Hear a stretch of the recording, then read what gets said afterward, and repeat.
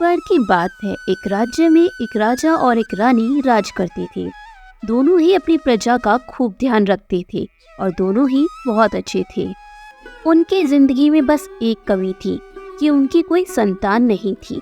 एक बार रानी ने मन में इच्छा जताई कि उनकी एक बेटी हो जो बहुत ही सुंदर और प्यारी हो। कुछ साल बाद रानी की ये इच्छा पूरी हुई और उन्होंने एक सुंदर सी बेटी को जन्म दिया, जिसका नाम उन्होंने रखा स्नो वाइट। पूरे राज्य में खुशियां ही खुशियां थी, लेकिन ये खुशियां ज्यादा दिन तक नहीं रह सकी। कुछ दिनों बाद जब राजा और रानी जंगल में घूमने गए तो एक जादूगरनी ने मौका पाकर रानी को चिड़िया बना दिया और अपने पास पिंजरे में कैद कर लिया।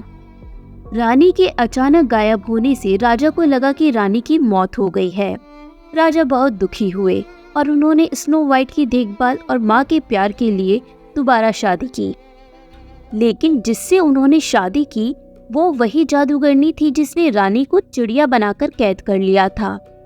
उस जादूगरनी ने रूप बदलकर राजा के साथ शादी कर ली थी।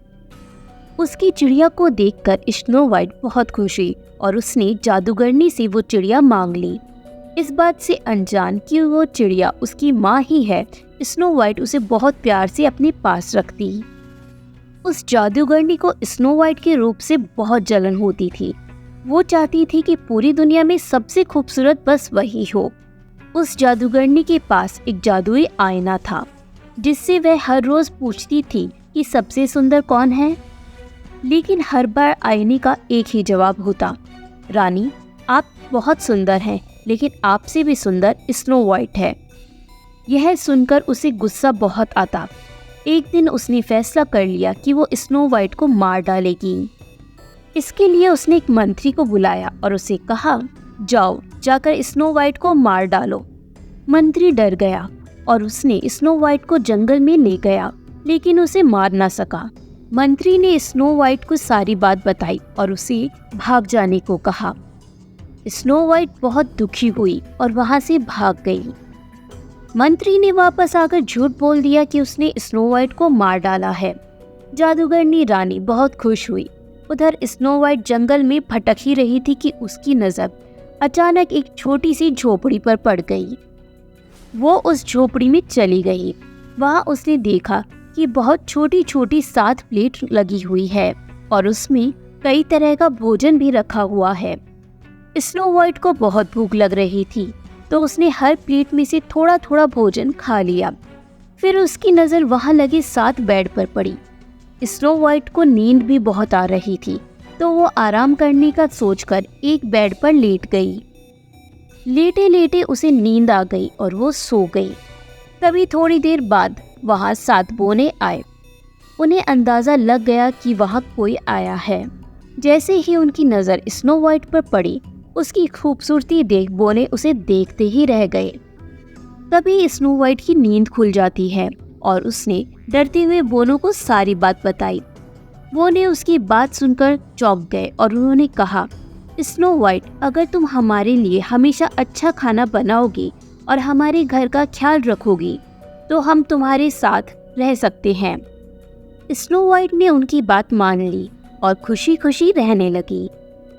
एक दिन उस जादूगरनी ने फिर से अपनी जादुई आईने से पूछा कि सबसे सुंदर कौन है।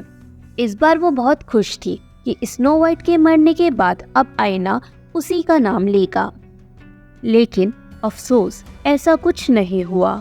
आईने ने फिर कहा, रानी आप बहुत सुंदर हैं, लेकिन आपसे भी सुंदर है स्नो वाइट। रानी यह सुनकर हैरान रह गई और सारी बात समझ गई कि मंत्री ने उसे धोखा दिया है। फिर आईने ने उसे बताया कि स्नो वाइट बोनो की झोपड़ी में रहती है। ये सुनने के बाद जादूगरनी ने एक तरकीब निकाली। उसने जादू से जहरीला सेब बनाया और उसे स्नो वाइट को खिलाकर हमेशा के लिए सुलाने का सोचा। वो अपना रूप बदलकर स्नो वाइट के पास पहुंची। स्नो वाइट को सेब खरीदने को कहा और खरीदने से पहले उसे चखने के लिए वो जहरीला सेब दे दिया।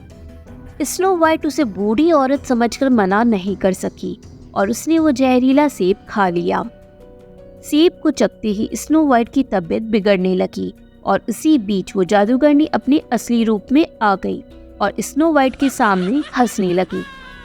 स्नो वाइट अपनी सौतीली माँ को देखकर हैरान रह गई और गहरी नींद में चली गई। उसकी कुछ देर बाद ही वहाँ बोने आए और स्नो वाइट को वहाँ पड़ा देखकर वो दुखी हुए। उन्हें लगा स्नो वाइट उन्हें हमेशा के लिए छोड़कर चली गई। उन्होंने उसे दफनाने का सोचा, लेकिन उनका मन नहीं मान रहा था और उन्होंने उसे एक शीशे के ताबूत में रख दिया। तभी वहाँ राजा के दोस्त का बेटा, जो कि एक राजकुमार था, वो आया। स्नो वाइट को देख वो चौंक गया और बहुत दुखी हुआ। उसने बोनो से स्नो वाइट के बारे में पूछा और दुखी होकर स्नो वाइट को ताबूत समेत अपने साथ ले जाने के बारे में पूछा। सारे बोने बहुत दुखी हो गए। उन्होंने ताबूत का शीशा खोला और राजकुमार ने स्नो वाइट पर प्यार जताते हुए उसके हाथ को चूमा। इतने में स्नो वाइट को होश आ गया। स्नो वाइट ने सबको अपने सामने देख सारी बात बताई। सब समझ गए कि जादूगरनी सौतेली माँ की वजह से ही ये सब हुआ है। वो बोने जादूगर बनकर राजा के दरबार में पहुंचे और उन्होंने कहा कि उन्हें पता है कि रानी को खूबसूरत बनने का शौक है। वो उन्हें बहुत खूबसूरत बना सकते हैं, लेकिन उन्हें उनके साथ में चलना होगा। रानी और राजा उनके साथ चल पड़े और जैसे ही रानी पर सूरज की किरण पड़ी, वो अपने जादूगरनी के रूप में वापस आ गई। वहाँ स्नो वाइट और राजकुमार भी पहुँच चुके थे। स्नो वाइट को देख राजा खुश हो गए। उन्होंने राजा को सारी बात बता दी और फिर बोनो ने अपनी शक्ति से जादूगरनी के जादू को खत्म कर दिया। जादू खत्म होते ही चिड़िया बनी असली रानी अपने रूप में आ गई। राजा और स्नो वाइट रानी को देखकर बहुत खुश हुए और जादूगरनी को बंदी बनाने का आदेश दे दिया। इसके बाद राजा रानी ने स्नो वाइट और राजकुमार का विवाह का आयोजन किया और बोनो को तोहफे दिए। सभी खुशी खुशी रहने लगे। कहानी से सीख। इस कहानी से यह सीख मिलती है कि बाहरी खूबसूरती से ज्यादा अंदर की खूबसूरती मायने रखती है।